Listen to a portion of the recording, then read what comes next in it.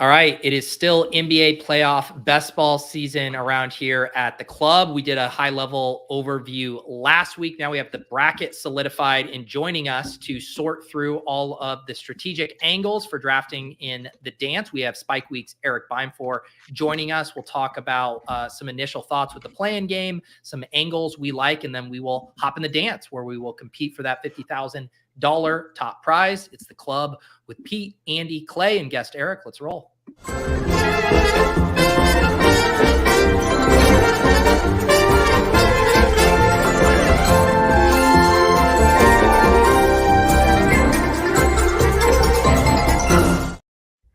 All right. I just got done talking with Erik over on the Spike Week channel. So if you guys do want to circle back and get some more NBA playoff basketball content, check that out after the show. But Erik, I know this is one of your favorite times of the year, drafting in this contest.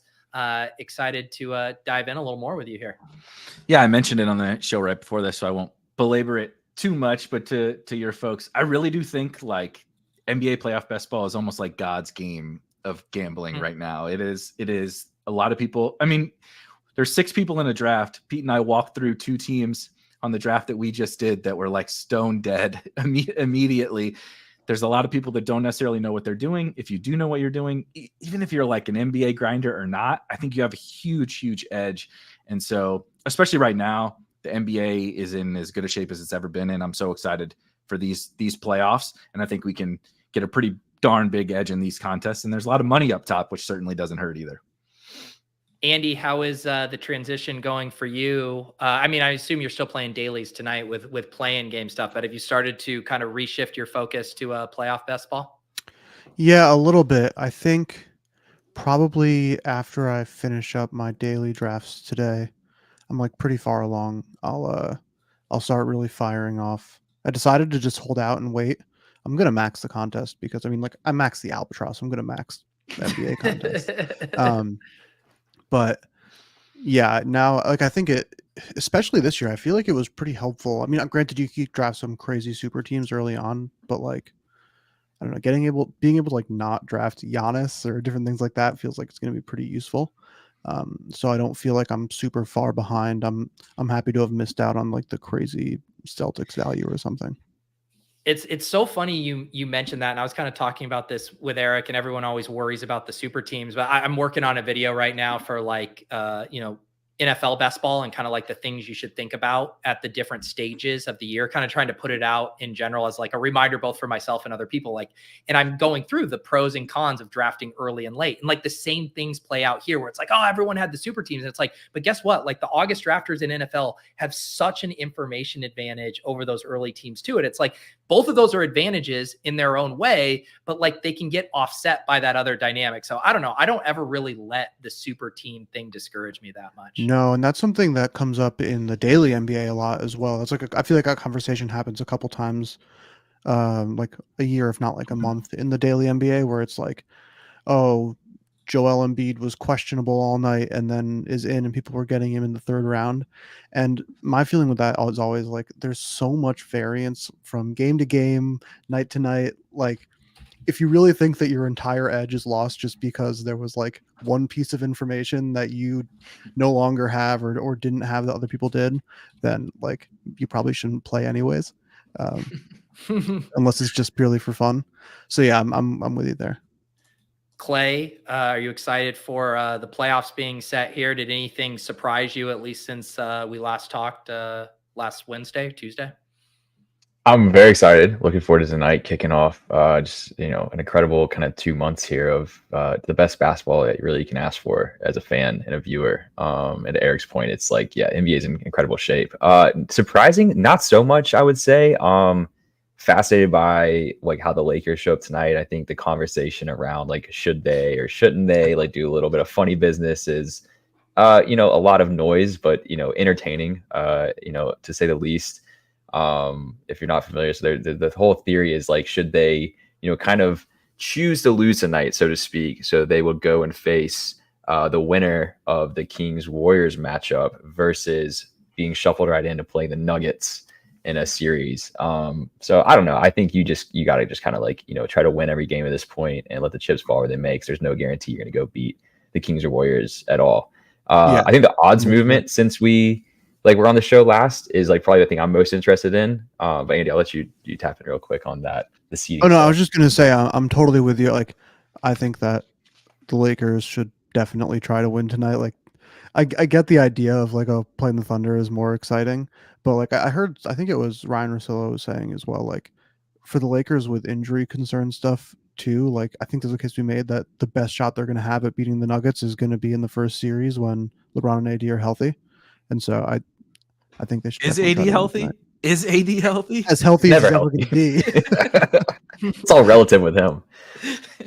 I mean, they're gonna have to go through the Nuggets regardless, right? So yeah, I'm with you. They might as well get it, kind of out of the way up front. But I'm kind of just rooting for chaos, to be honest. Like, I really am hoping the Celtics like shit the bed first round. I just want the East to be like wide open, and then the West is just I think I mean the Nuggets are just the team that I'm kind of anchored onto is like having the best opportunity to make the finals again. I just think they're so good when Jokic wants to be, but I'm rooting for chaos. I really hope it's like a young team or one of these old ass teams that is like just trudging their way through the muck to get there. I just want chaos.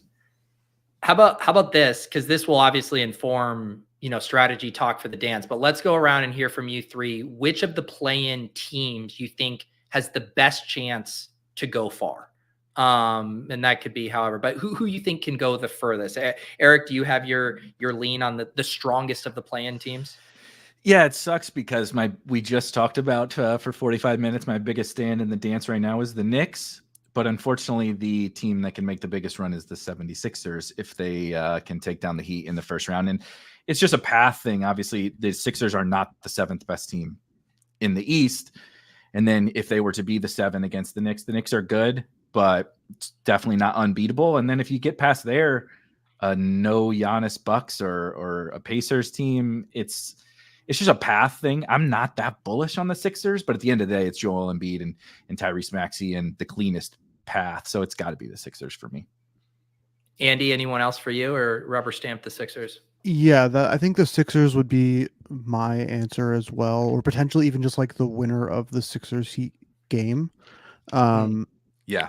But for sake of another fun conversation, I will say that I think the Lakers have been playing really, really well. And if they can, like we were saying, stay moderately healthy, I think that the thing that they have, that the Sixers kind of have as well, is just like there is a world where they play a series of 7 games where they have 2 of the 3 best players on the court for the entire series. And that's typically in the NBA a way that you win a lot of playoff games. And so that's a team where I wouldn't bet on them to beat the Nuggets, assuming they win this first game. But if they're able to pull it out somehow, I think that they're going to be a very scary team after that. And so I think that would be the other one that I kind of keep my eye out on. Clay, any other dark horses? I mean, I retweet the 76ers take full-heartedly, but I'm intrigued by the Warriors. Like, I'm not willing to put real dollars behind it at all. But one last dance here for the crew. Bring it back. It's enticing. I mean, you got Steph Curry, who can be up there and scoring with anyone on a good night. You have a chance. So I think it'd be interesting to see if this is a moment where they come together, can make a little noise, or if it's just sayonara, closing curtain music and goodbye Klay Thompson. So yeah, we'll see. 8 seed in the West, though, right? I think 8 seed in the West is just has potential, generally speaking, whether it's Lakers, Pelicans, or I don't think any of us are thinking it's the Kings, but Warriors, those other 3 teams, like the Thunder are awesome, but it's still a bunch of 22-year-olds against, they're awesome. I mean, they are really, really good. But at the end of the day, those guys against LeBron and AD or Steph Curry, even like the way the Pelicans are playing, a little bit worse down the stretch. But once Zion Zion looks like real Zion right now. So I wouldn't want to play them either. I think whoever is the 8 against the Thunder, they could make a run too. The thing I was talking about with Erik too on the show previously that makes it hard is it'd be one thing if all the prices for, these other 4, 5 seeds, 6 seeds were really priced up. And it's like, man, I'm getting such good prices on the Lakers, the Pelicans, the Sixers, Heat. Like, let's take on this risk. But then you go and you look at the ranks here and it's like, well, you could have any of the Timberwolves. You could line up your Sun stuff pretty cheaply. It's like, do you have to take on the risk of the play-in game stuff where you're essentially having to hit a 2-leg parlay or whatever, as opposed to just being like, I know these guys are going to be playing round 1. Andy, have you given that thought at all as far as like how you might attack play-in teams as part of your portfolio? Yeah, a little bit, especially considering that I am not very deep in these drafts yet. I've done a couple. Like, you've probably done more than I have, Pete. And so one thing that I like to do, and that I like doing this in the playoffs in general, because the playoff contests for Underdog are typically 2 games, at least as you get more condensed with just the amount of teams that are left. It'll be like 2 nights in a row. I really like drafting while the games are happening, because I think that you can like get a little bit more of an edge where ADP is not going to catch up and move that fast. So I'll probably be drafting a lot tonight.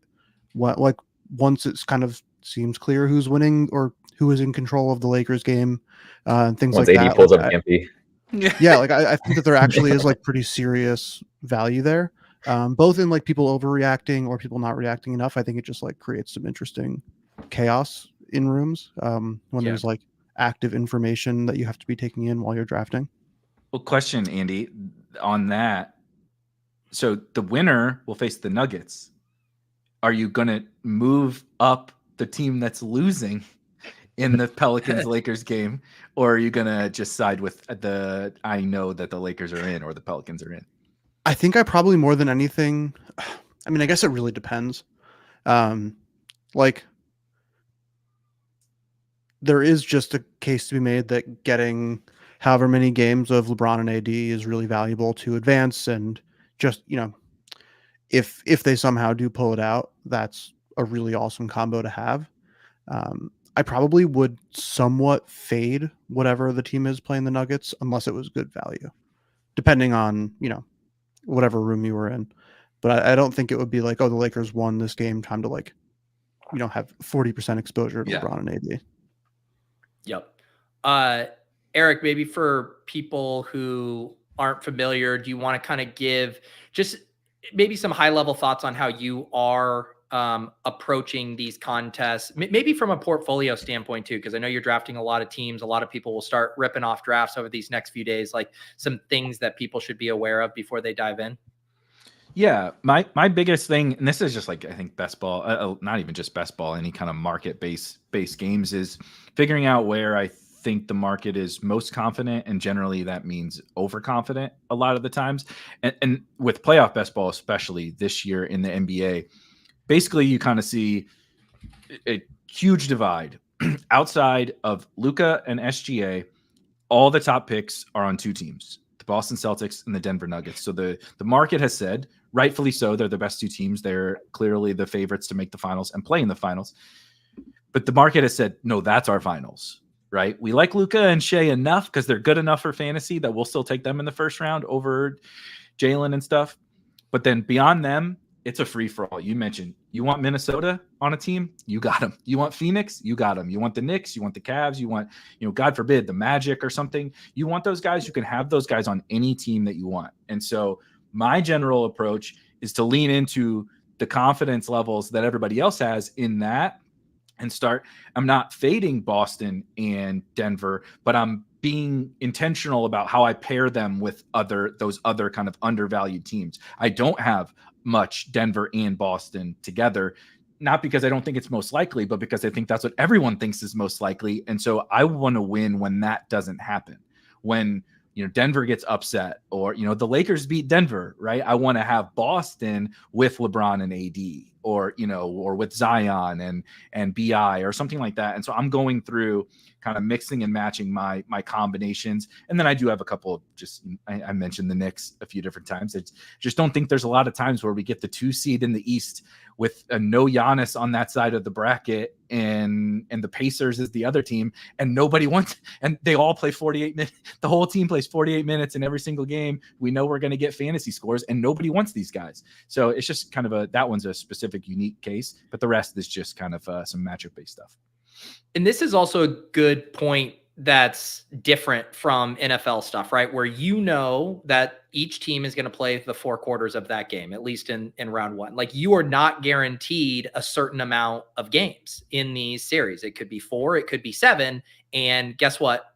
7 games is better than 4. That's more chances to rack up points. And so when you have a really dominant team, that complicates the thesis even more. It's like the equivalent of the bye week element from football, where it's like, yeah, this is the team that has the best odds to get to the finals, but it's going to be hard if they're sweeping. I guess the nice thing is the advancement structure, right? It's 2 out of 6 out of round 1. So if they sweep in round 1, you can maybe still squeak these guys through. But if you have a sweep in round 2, when it's 1 out of 10 and you're 4 or 5 deep on Boston and they do that, like, that team's probably dead right there in your 1 to 10 pot on a sweep. Yeah, I think it brings up an interesting question. And I know we kind of did this 2 weeks ago, I guess it was, where we had or maybe our first draft, where we had like a team that just had Tatum and then like a bunch of West guys. Yeah. And like, I think that in and of itself probably is not the best strategy. But I do wonder with these 2 teams where each of them have such high like odds of making the finals compared to everyone else, but like, it's so hard to get a lot of the good players, if we'll end up seeing some teams that get through to the finals where, like, maybe the winning team doesn't even start 5 players in the finals if you end up with a Celtics Nuggets, which sounds crazy. And like, so we had a team starting 5 with even last year where like, who the hell was drafting the Heat? But you could draft the whole team and they played 7 games. But like you were saying, if they just both kind of crush everyone the first couple rounds, it's going to be really, really hard to get through a 5-man team, let alone the fact that if you have 5-man teams of Nuggets, Celtics, like, you'll probably have like KCP and Drew Holiday or something. You're not. Al Horford is definitely on that team. Yeah. Skinny Sam Hauser has put a point for you. Yeah. Like, I wonder if there's some strategy, and I haven't thought about it too much, of like drafting 3 people from those games and then some other 5-man combinations of finals, and saying like, hey, there's a chance it's a Celtics Nuggets finals, and I could take 5th place with a 3-man roster of really good Celtics and Nuggets. I was thinking about, I wanted to get your guys' take on this. Everybody expects Boston to kind of run through the East, right? And like, especially when you think about the second round, like, I think you could sneak Celtics through the first round. It's only 2 out of 6. But that second round, 1 out of 10, you need games played, and the Celtics don't score enough fantasy points, right? This isn't Jokic and Luka. They're great, but like, Jaylen Brown's going to get like 35 to 38 on average most of these, and nothing more. Yeah. Like, you just lock in 37.5 for Jaylen Brown in every single game. But so like, what scenario plays out in which I get the Celtic? They win, but I get them through that next round. We wouldn't normally do this, but is like, give me some Cavs on that team. Like, the Cavs win 2 games. Donovan Mitchell goes crazy, for the whole series. Scoring, he goes Jimmy Butler, scorched earth playoffs. And like, I'm eliminating Donovan Mitchell, but he's like a 7th round pick. I'm just making that up. But Jared Allen, Evan Mobley, one of these guys go total scorched earth. They steal 2, God forbid, 3 games from the Celtics. Now you've like made that one bet. That's how you got your Celtic, right? That's how you got your Celtics through to the next round. It's like a galaxy brain idea, but like, I can't see a way in which I get my Celtics through 1 out of 10 if it just goes according, to status quo in the second round. The disaster scenario for Celtics faders is like a 7-game first round series. Like, that's how everything really gets fucked. Yeah, 100%. I think the Lakers seeding is so fascinating because like, they have one of the best chances in my opinion to like take on the Nuggets, or at least push them to a longer series. So this being a potential first round matchup is like pretty compelling, because beyond them, I'm not sure how you would stack up maybe any other team besides the Timberwolves as being somewhat of a relatively strong matchup against Jokic and the Nuggets. So that's fascinating to me too. I'll pull it before we hop in a draft here. Erik, I just want to ask, like, we were talking about the ADPs. I just reflexively click NFL, Jesus. We've talked about some of the weird ADPs as far as like team wise, like not necessarily making sense. Are there any individual player ADPs that don't seem to make sense to you, almost removed from like the team scenario? Yeah, they're going to lose now. The Sixers are going to win and the Knicks are going to get like swept in the first round by Embiid. Every non-Jalen Brunson Nick price doesn't make any sense to me. Barely in the top 50. The second most expensive. They are the 2 seed in the East. They play every minute of the entire. Josh Hart, Dante DiVincenzo, and OG Anunoby are going to play like every single minute. And that's not an exaggeration. Dante DiVincenzo played every minute of an overtime game that was meaningless, basically, on the last game of the regular season. This is just what Tibbs does. So they talked about the Jaylen Brown thing. Like, you're getting 40 from those guys in most nights, Josh Hart and DiVincenzo. OG's he's got to make some shots eventually. But like, they score fantasy points. They play the whole game. They're on the 2 seed. And absolutely no one wants them. So it's kind of all those, obviously not Randall since he's out. And I don't want the bench guys really for the Knicks, but all 5 of their starters to me are just, I can't really make heads or tails of their price. And then I'll just throw out one. The new one is the Pacers, Halliburton and Siakam. Every Giannis report that comes out is getting worse and worse. Like, I don't expect him to play, period. Not game 1, like the whole series. And so the biggest bet I've made of the playoffs so far is the Pacers to win this series. They're favored on the road in game 1 against the Bucks, and then would only play the Knicks or the Sixers or something in the second round. I think Halliburton, Siakam, and to a lesser extent Miles Turner are the next guys that jump out to me. Are you on those Knicks teams? Are you taking Mitchell Robinson or Hartenstein or neither? Hartenstein. I've got a good clip of Hartenstein actually. Yep. I was taking Mitch when Robinson was hurt. I was taking him, oddly enough, but because he was the starter before, right? And then I think he's got Wally pipped. I think Hartenstein is the guy there. I mean, not for 40 minutes. He'll probably play like 30 in the playoffs, but I think he plays more than Mitch does. Yeah. And just you can see the gap there too, where it's like, I mean, just such a huge fall off of if you take Brunson, and Erik and I were talking about this dynamic too, where normally people aren't going to want to take Hart or any of these guys without Brunson. So it's like you take Brunson and then you could just basically put in your back pocket this Knicks stack however you want to then fit the pieces together. So yeah, I need to start building out some more Knicks stuff. And you can tell too how, like, if you are really anchored to ADP or you're not thinking as creatively or reverse engineering the draft, how you're just not naturally going to get there. Let's hop in a draft here and we can talk through some of these other ideas as we do a draft.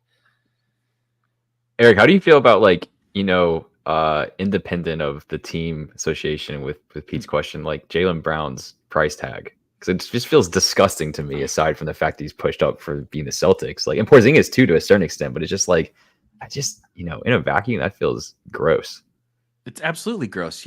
So I come from the DFS world, like, first and foremost. So a lot of the times I'll think about these guys in like a DFS, like a DraftKings price perspective. And it's more about their fantasy points, but the price is kind of indicative of what you do in fantasy. And like Pete can probably, from an NFL, like I think about Brock Purdy in last year's play or the most recent year's playoff best ball in NFL, where like Purdy's going in the first round. And I'm like, the guy never got above $6,000 on DraftKings and we're drafting him in the first round of these contests. That's kind of Jaylen Brown. Like, the dude is like a 7K DraftKings player, give or take. And we're taking him amongst guys like Luka was like 13, 14. Like, he was legitimately, and him and Jokic are $13,000 players. He's half of that. And so there's like a world where Luka like quadruples Jaylen Brown's first round output. He probably scored. Yeah, if I'd probably bet on that, to be honest.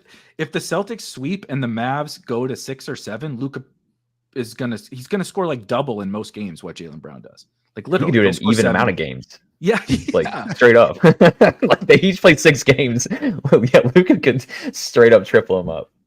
So I can't. I think that's a big mental block for me with the Celtics. Is like I can't wrap my head around being forced to take Jaylen Brown in order to make the stack work without Tatum. So, well, we're gonna most likely end up in that spot here because we got the 1-5 in this first draft. So, Eric, how have you been playing it from the 5? Assuming we're looking at Brown, Embiid, Porzingis.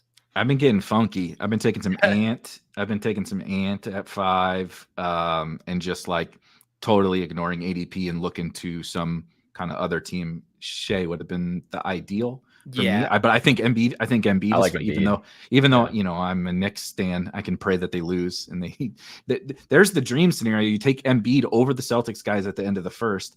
They play in the first round, and Embiid takes them down in the first round. Then you really crush.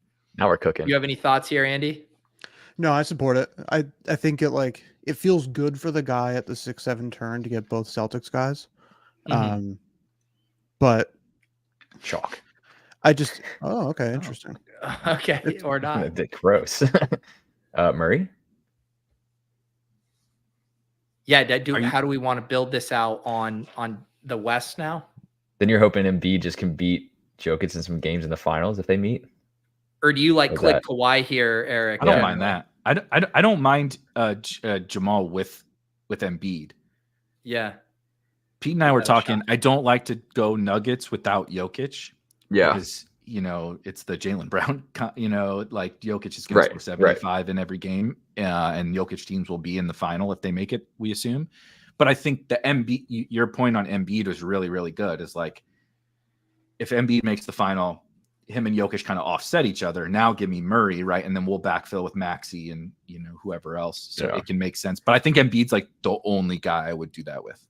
Agreed. And the vulnerability is just you're hoping that somebody doesn't have like Jokic, Murray, and Embiid because he from was him being before, like late for But I mean, I think I don't know. I still like the theory of like 1v1 Embiid versus Jokic. Like there's a chance. It's not like Embiid and I don't know or a less high outcome guy. The problem is Embiid is always ducking Jokic. Is he even going to play if they make the finals? They're going to get Paul Reed. Not in Denver. He's only going to play the Philly games. Yeah. Like the Philly stats. Congratulations, Eric. The Jalen Brunson Knicks team is already here going at 13. We got Captain Osimo in the 4-hole and didn't even plan. We're all figuring it out on our feet here. So we're on the clock here. Do we go Aaron Gordon or Michael Porter Jr. with our Denver bet? I think to go Gordon. You have to take Gordon, I think. Yeah. I think you could make the case to even take Porter Jr. coming back and then hope that Maxey slides, but I'm not sure. Mm-hmm. You guys have done more drafts there than I have. I'll default to you guys. What do you think, Eric? I think I would push it with Maxey. I think I would take MPJ and push it with Maxey. Mm-hmm. Because you're the only Sixers drafter so far, and so you just kind of hope. But there's 4 people who have drafted a Celtic already in this draft, and so you just kind of pray like they don't want Sixers players. Yep. There's the other thing I just brought up. Yeah. Go ahead, Eric. Sorry. No, I was just gonna say there's a bunch of Celtics. There's a Brunson team, a one-off Maxey. Now people go rogue all the time, but a one-off Maxey doesn't necessarily make a lot of sense for these other guys. So I think I would have tried to push it, and I do think MPJ is a pretty big tier gap to KCP. KCP would be the fallback option, but I think you want even if they could score the same like in any given series, but MPJ has the he scored 35 real life points in a game type upside, and KCP just doesn't. Now that I'm getting more locked in on strategy with these, there's a good point made in the last club, which is you could pretty much take MPJ or Aaron Gordon Williams at that first pick. All right, so this draft's getting tossed. That sucks. So then you gotta consider what if we had Embiid, Murray, MPJ, and then Maxey? Because if you're going 1v1 Maxey versus Aaron Gordon, considering the whole daily mindset or DFS mindset, his ceiling is much higher. So that's something I'm starting to get more in tune to, because before I was defaulting to lock up the Nuggets guys, that's what I pushed for last club as well. But it's got me reconsidering the 1v1 swap of a Gordon, and MPJ too. But hopefully we get a little stream luck here, but that Lou I will think pick. with the Embiid thing, Quickly, he's not even in the fucking playoffs. What are we doing here? Sandbagging. Yeah, Brutal. it's painful. Push the This plane, is a Pete. Let's get fun another team. one. This is a fun. This team is great. God Yeah, we got damn it. Maxi. Is this? I haven't done enough of that. Is this getting tossed? I'm afraid so. I would Quickly's not assume even in the so. playoffs, so that feels Yeah, I not mean, great I for have a no round. idea. And Lou Williams is not in the NBA. Yeah. Oh, that's right. Yeah, he's How about- he's at Magic How City about with this? Metro Boomin. Let's in the line future up right the now. queue. Let's line up the queue and then push the plane and hop Yeah. in another one here. Who do we? Who we shames? Halliburton. Osama. Halliburton. It's unfortunate. Yeah, I like Halliburton dude. here too. Okay. And then we'll put Siakam in here. Is there anyone else on Philly that we should get? Is Tobias or Oubre in the picture? It's We don't need disgusting. him. We I got think you 3 could take Denver guys. Tobias, You can but- you can just to add on to the stack, but Should we just he's get another he's 2? 20-point Jaylen Brown. that's oatmeal. Yeah, Tobias is like oatmeal. Like you can have Maybe, it for breakfast, but nobody What wants is this it. guy doing? Yeah, Yeah, this this is awful. Yeah. What maybe like you would get in a perfect world, right? We would maybe get another 2 from the Eastern Conference and play like 3 different Denver finals matchups. Mm-hmm. Magic, Cavs, Heat. Siakam goes. Whatever. It's getting tossed. I would have been interested too in like a one-off. Well, I mean, I don't know. This is in the spirit of like What I about like Jimmy I and like Bam? Eric's Galaxy Brain. Jimmy Bam. Ion. Basically, say Sixers win game 1, Heat win playing game 2. Mm-hmm. They wouldn't play each other until the conference championships if they played each other. Mhm. Yeah. Do you know what? I think Skosama threw this draft because he thought it was getting thrown because Rob took Derek White and Al Horford as his 2 Celtics in the first 4 rounds. And so he just assumed it was already over. Yeah, he didn't get Okay. his. I see that now. He didn't get his Celtics stack because Rob took it from him, and so he was taking retired players. Yeah, it's annoying. And it's just like I have a hard time just like randomly pushing the play because you're like, well, what just in case, like might as well. So who else should we? If we'll go Butler and Bam here. Who should Who's I put that? in the queue for the last 2? I don't even know what player that is. T. Frazier. T. Frazier. God. Tim Frazier. Tim Frazier. You might as well just scroll to the bottom of the draft and just like throwing You're this barring out? Parker. this is fucked. He's picking like 2004 McDonald's All American. What is going on right now? Pete, just find the craziest player name you can in the pool for pick 9 and 10. Well, Wow. on the off chance that this doesn't get thrown, I want This the is a easiest good team. advanced group ever. This sure- team is amazing. I'm sure the public draft on the influencers YouTube channel where the guy's taking retired players, that's the one they won't toss, right? Yeah. 20 My minute Pete black has, zap. Pete has an movie. Underdog Fantasy light in the background, and he's hoping it won't get tossed. I don't know. They got a lot on their plate these days. Streamer EV, right. baby. Whatever. I'm pushing the It's plane on fine. this. Yeah. If we take Tobias, we might as well hope this draft gets tossed. So Whatever. I'm done. All right, let's that's get my in one. stance on drafting Tobias. Oh, that's again. At least Big Oubre makes it move when you draft Kelly Oubre. It's like it's gonna go real bad, or you can get one of those Kelly Oubre games. Tobias is just like, God, I guess like I gotta have another Sixer. Yeah. Tobias is like when you cook food and just don't season it. Yeah, It's bland. It's just white people. Okay. We've been gifted the There we 1-2 go. here. Now we can work. Let's go no Boston. I was gonna say, are we taking Tatum or are we taking Luca? Let's do I'm another down big for whatever. game. Yeah. Andy's just What do you guys fired. think about the Mavs? Pete and I drafted Spicy. Luka, and I'm in. I put out my playoff bracket, and I actually have the Mavs taking down the Nuggets in the Nice. conference finals to make it. So Nice. I'm pretty in on this new version of the Mavs. Me too. I am They're my too. second favorite team in the West. They're good. Yeah, I think that they're really good. I mean, I'm a Luca. I love Luca, and so I'm a sucker for when he's playing well. But I think that the moves that they made at the trade deadline, bringing in Gafford and Washington, just complements their team structure so well. They're just a totally different team offensively than they were previously, and defensively. Yeah, they can do different things on defense. That even Luca's playing defense. Yeah. Luca is going like when Harden was at his peak. It was like he really can't play defense, but when they're cooking on offense, he cared, and that's how Luca is right now. It's like, oh, I'm getting everything I want on offense, so I'll try a little bit over here on this other end.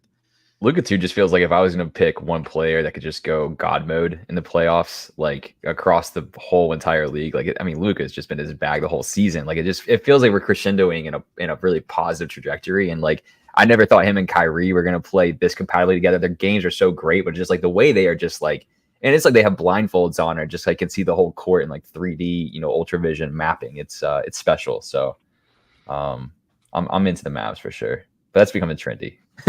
Yeah, because the Clippers have collapsed and we haven't seen Kawhi in 3 weeks. Well, they don't have Marcus Morris anymore to bust up Luka's knees like in the bubble, so it's hopefully they get to how unscathed. crazy is it going SGA over Tatum, do you think? Not really. I don't hate it. SGA projects better and is almost assuredly going to play more games. It's just he doesn't have the finals odds that everybody else does. SGA is he is going to, people that haven't watched the Thunder are going to have some fun watching SGA in the playoffs. Yeah, I think the Thunder, they definitely have matchups that are not good for them just because they can't play that big and all of that. But the Lakers are a problem. Yeah, the Lakers, like if they have to play the Lakers in the first round, like they might get swept if they play the Lakers. They need the Lakers to win. Yeah. So how do we play this? It's all Denver, Boston. Is this where we get our Brunson? This is where I would take Brunson. Yeah, I'm into it. I'm into it.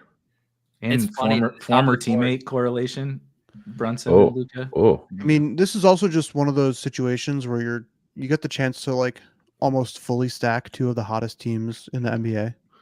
And then just Kyrie here. Kyrie, yeah. My only thing with this is Josh Hart is a guard, right? Yeah. If Josh Hart was a wing, I think I would draft 100% Knicks, but he's a guard.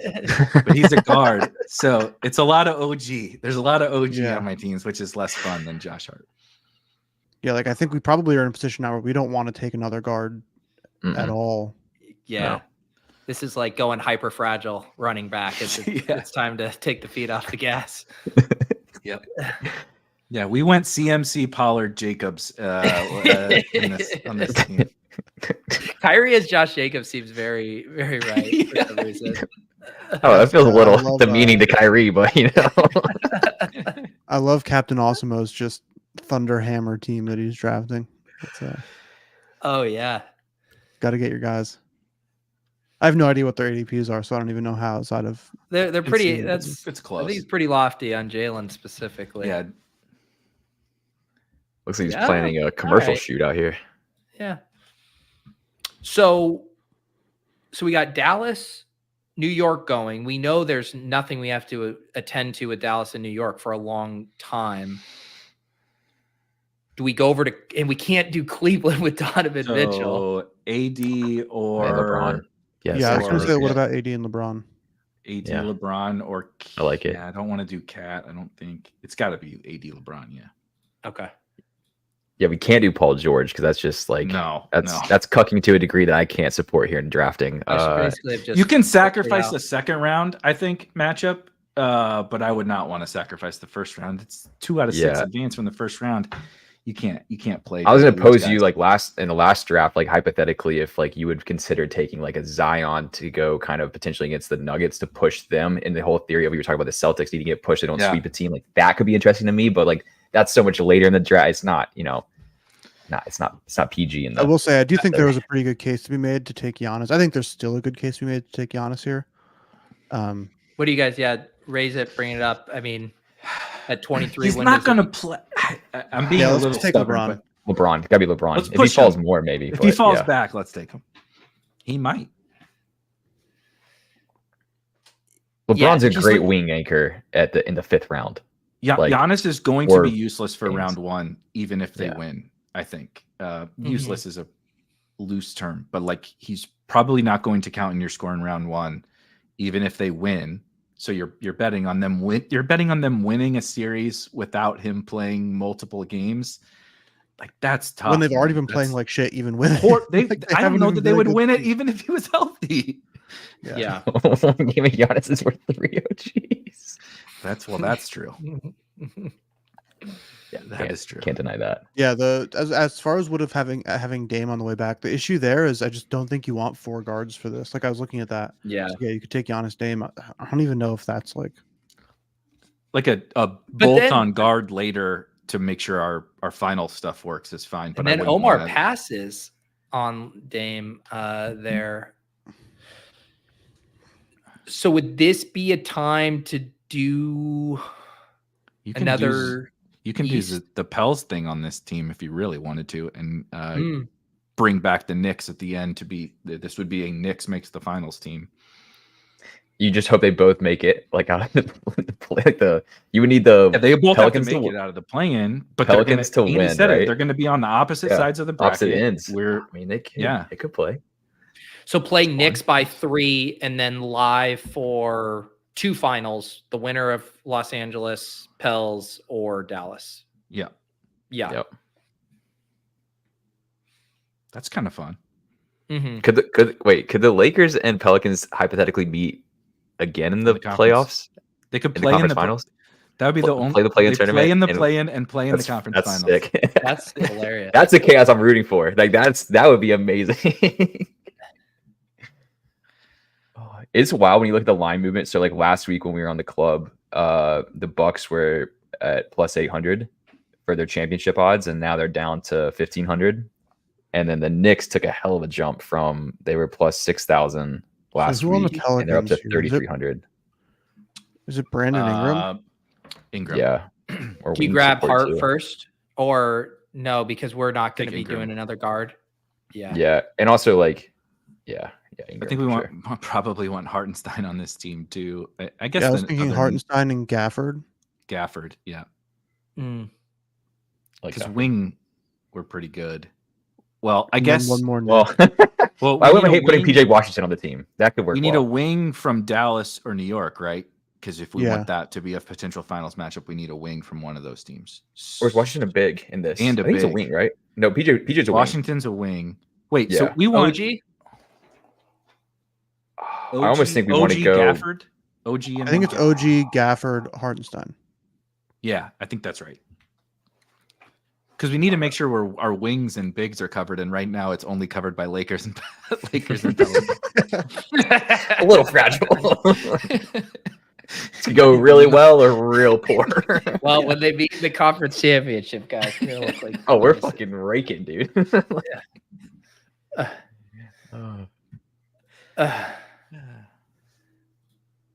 All right. So no love for the Bulls or Hawks. No. Well, I think it's just on this team we've already kind of. No, I was just fucking around. We reduced. Okay.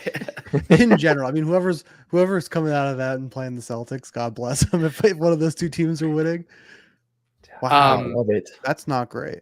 Before I make this pick, breaking news from the Underdog team: your recent dance draft. We had to cancel your recent dance draft. With swiftness. So it's Hartenstein and PJ Washington. PJ, yeah. Okay. Yeah, those are the 2. So Hochberg, he had taken Hart, so he had gotten 2. That's fine. 2, yeah. PJ for sure. It's in the minutia here, but we should have taken PJ Washington first, and then taken one of Hartenstein or Mitchell Robinson, whoever came back. Yeah. Is there any? Okay. Are there? Is Tim Hardaway or anybody like that on Dallas a wing? I honestly don't know because I don't make it past PJ, but Hardaway. Yeah. So that's fine. Back up Tim Hardaway. Live a little with Derek Lively. He returned to practice today. I don't know, Derek Jones Jr., man. The stealing. Is he going to be in the rotation?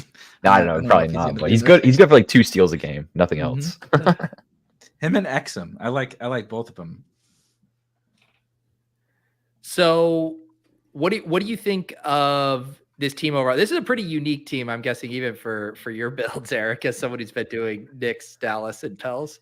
Well, I don't do a lot of Lakers, and that may change. Kind of like what Andy was talking about. I'm going to watch the game, of course, and particularly, I'm going to draft the Lakers if they're losing, because I do fear Jokic and the Nuggets for anybody. And so I don't do a lot of Lakers, but I actually think this plays into like what you and I talked about on the show before this one, with like playing into the uncertainty of the West. I agree Denver's the best team, but I think Dallas is the second best team. And would I be surprised if we didn't even like talk about Golden State, or there's 9 teams I think that could make a run in the West. And so I'm just mixing and matching amongst all those Western Conference teams. And then I am focusing in a little bit more, like Pacers are a priority for me. Knicks, Boston. Outside of that, there's not much in the East. So the West, I think you should do stuff like this. Yep. Yeah.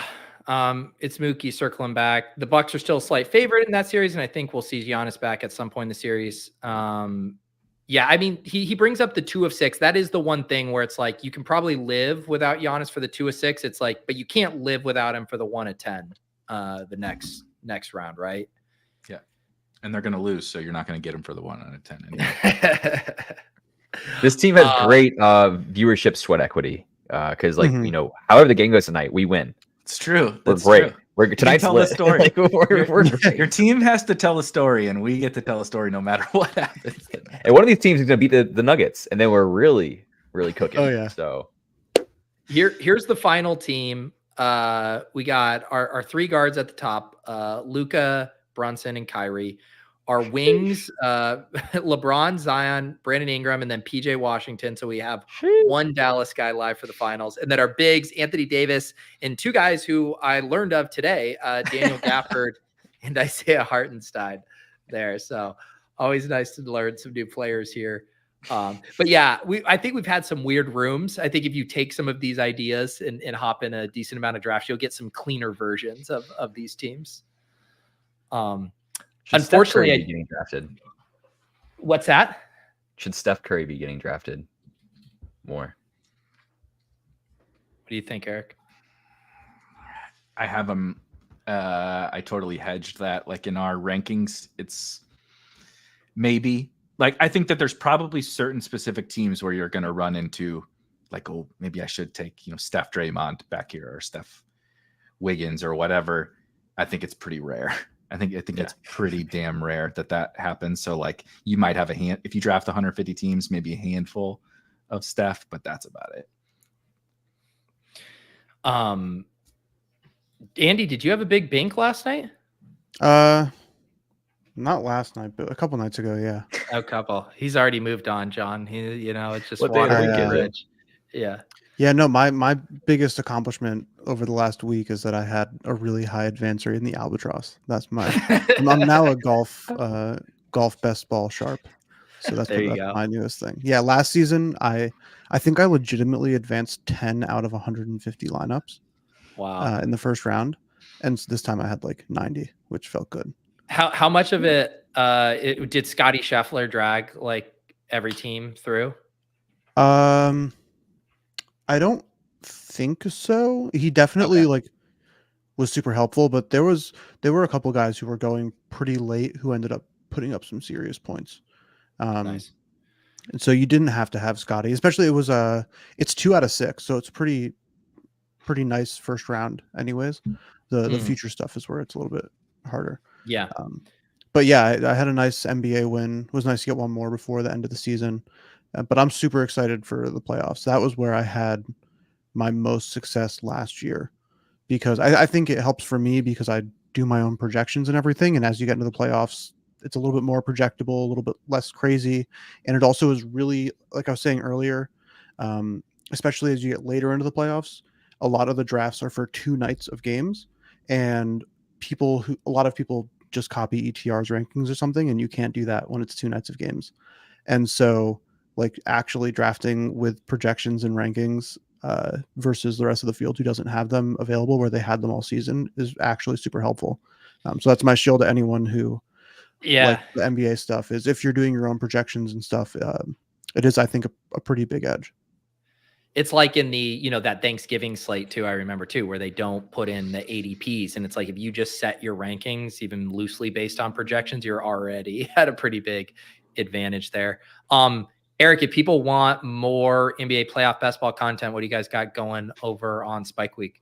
Yeah, all of our stuff comes in what we call almanacs. So we have a hub on the website that has NFL up, MLB, which is useless now, but NBA playoff, and the NBA playoff stuff we made 100% free. So my rankings, anybody can go get them up there in the almanac hub. And like I said, my playoff brackets and some strategy pieces and different things I put out there, some draft streams, all available. Just go to spikeweek.com. You'll see it in the header, Best Ball Almanac Hub, and quite a bit of stuff with a bunch more streams. I did one yesterday. Pete and I did one before this. Mike Zakarian is coming on with me later this week. We got a bunch more fun stuff coming around NBA playoffs. I know it is a little more niche than say the NFL world, but it's one of my favorite games. So we're diving into it pretty hard.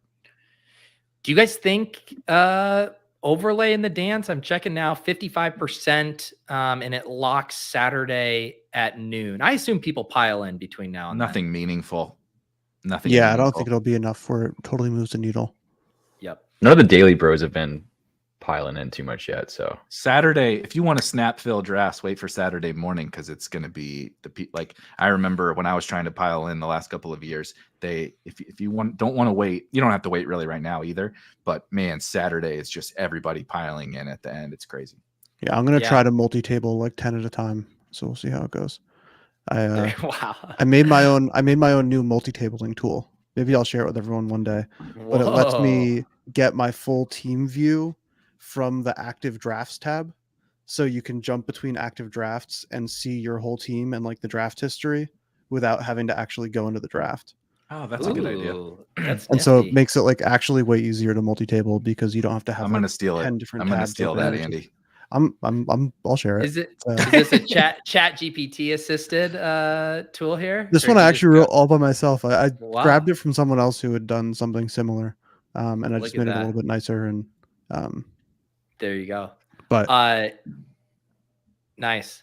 Yeah, I'll keep an eye out for that. And yeah, I know the Badge Bros had talked a little the dance today too. So plenty of streams and content if you guys are wanting to dive into the NBA playoff best ball streets. And I will warn you, it is addicting. This happened to me last year where it's like, once you get the hang of it, with 3 or 4 drafts, and then you're like, oh boy, here we go. I cannot stop ripping these drafts. So I will be in those streets. You will see me throughout the week. Thank you again to Erik for joining us, and you can go catch up on that stream we did right before as well. Clay, anything else from you here today? No, I just say for those interested, a few more days to join us for our first collab beer with Bronx Brewery with Collective Beer Project. So we're kicking off our first vote on Thursday. We got the link, and you can find it on my Twitter or in Pete's Discord in the club VIP channel too. There's a little post I made in response to some of our lovely community who were asking about it. So yeah, come have fun with us. Free to sign up, free to participate. You get to vote on the 4 key steps of the beer making process, and then have the opportunity to exclusively buy the collab beer. And we'll be excited to announce additional collab partners in the coming weeks too. So yeah, come join us. We're gonna have fun. Nice. Anything else for you, Anty? Yeah, just any of you crypto bros, try out IKB. I think we have this blast gold that we're giving away, and I think it's like kind of the secret of the crypto space in a lot of ways. It is very lucrative to play on IKB right now. Like I think it's impossible to lose money currently with how much blast gold we are giving away. There you go. And so, yeah, I would say give it a shot. We're hopefully this week going to be adding alternate lines, kind of like how DraftKings has like the X plus lines for different things.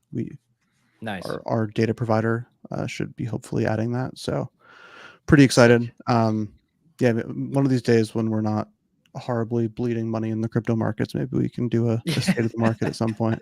Yeah. But for now, it's just down only. For me, I got 2 slightly different schedule things for tomorrow. ADP chasing is returning on the Ship Chasing channel. Pat is still on paternity leave, but Gretchen and I are going to hop on with Sam and Davis, kind of do a final pre-NFL draft risers and fallers. That'll be 11 a.m. On Ship Chasing. And then with the Badge Bros, we're having DJ on to talk some NHL puck stuff on Underdog. And so I did a show with DJ last year, very similar like concepts to this playoff best ball stuff, just even more names that I don't recognize. But if you get the playoff best ball pill, check us out tomorrow. That'll be noon on the Badge Bros channel talking puck. Nice. So yeah, we are in the heart of drafting season. Love it. Thank you guys for hanging out in the chat. Thanks again to Erik. We'll see you guys next time on the club.